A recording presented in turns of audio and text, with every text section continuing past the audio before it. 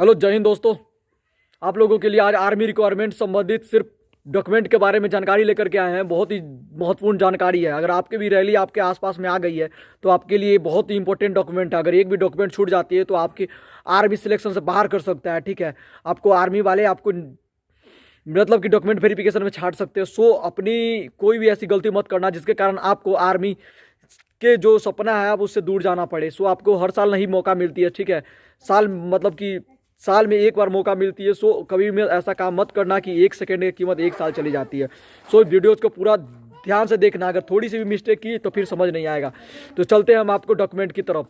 पहला डॉक्यूमेंट आपको कोरोना, आपका जो कोरोना है ना, कोरोना टेस्ट, उसको 48 घंटा पहले के उसको एक रिपोर्ट बनवाना पड़ेगा, निगेटिव रिपोर्ट। 48 घंटा जो पहले का होना चाहिए वो आपके सदर अस्पताल कहीं भी अस्पताल से बनवाना है। ठीक है, वो रिपोर्ट आपको होना चाहिए। दूसरा आपको आचरण प्रमाण पत्र, कैरेक्टर सर्टिफिकेट।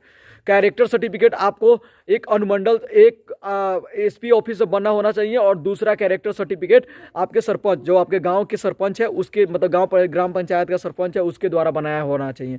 ठीक है, आपका मतलब कि दो आपका कैरेक्टर सर्टिफिकेट लगेगा। फिर अब चलते हैं डोमेसियल सर्टिफिकेट, मतलब निवास प्रमाण पत्र। तो निवास प्रमाण पत्र आपका एक एसडीओ से बना होना चाहिए। जो एसडीओ अनुमंडल अधिकारी महोदय होता है ना, उससे बना होना चाहिए। और दूसरा निवास प्रमाण पत्र आपके ग्राम पंचायत का जो जो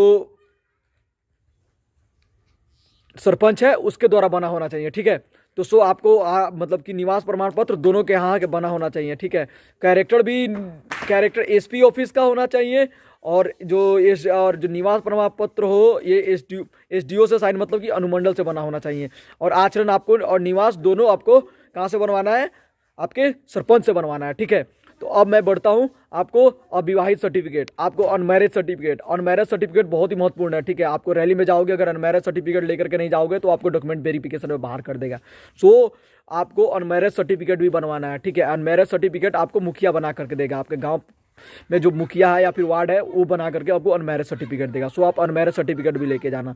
तीसरा डॉक्यूमेंट आपको नो रिस्क सर्टिफिकेट, मतलब कि जो एक गूगल पे जाओगे सर्च करोगे no risk certificate for Indian army तो वहाँ से निकलेगा एक पेज का। उसमें आपका नो रिस्क सर्टिफिकेट में आपके पेरेंट्स का साइन चाहिए और आपका साइन चाहिए, दोनों का साइन चाहिए। वहाँ से नो रिस्क सर्टिफिकेट मिलेगा, तो उसको भी बनवा करके आपको ले जाना है। ठीक है, उसके बाद आपका डॉक्यूमेंट, आपका 10th का ओरिजिनल मार्कशीट चाहिए। 10th का ओरिजिनल मार्कशीट और 10th का ओरिजिनल सर्टिफिकेट, दोनों स्कूल्स में सर्टिफिकेट आता है जो 3 साल 2 साल के बाद आता है, वो सर्टिफिकेट भी चाहिए, ओरिजिनल मार्कशीट भी चाहिए। ठीक है, तो आपको ये मतलब इतना हो जाना चाहिए। फिर इसके साथ साथ आपको पैन कार्ड चाहिए, पैन कार्ड, आधार कार्ड, दोनों का फोटो कॉपी चाहिए। ठीक है, और आधार का ओरिजिनल भी लेके जाना है। ठीक है, इस दोनों का सबका 2-2 फोटो कॉपी, 3-3 फोटो कॉपी इसको ले जाना है। और उसके बाद आपको पासबुक के भी फोटो कॉपी लेके जाना है, पासबुक भी लेके जाना है, उसका फोटो कॉपी भी लेके जाना है। ठीक है, उसके बाद आपका जब पासबुक का फोटो कॉपी हो जाता है फिर आपको 20 कम से कम 20 पासपोर्ट साइज फोटो की ज़रूरत होती है। वहाँ पे 20 पासपोर्ट साइज फोटो जब तक कि लेकर नहीं जाते हो तब तक वो मतलब कि हर एक जितना डॉक्यूमेंट होता है वहाँ पे फॉर्म फिलअप होता है, सब में फोटो की ज़रूरत होती है।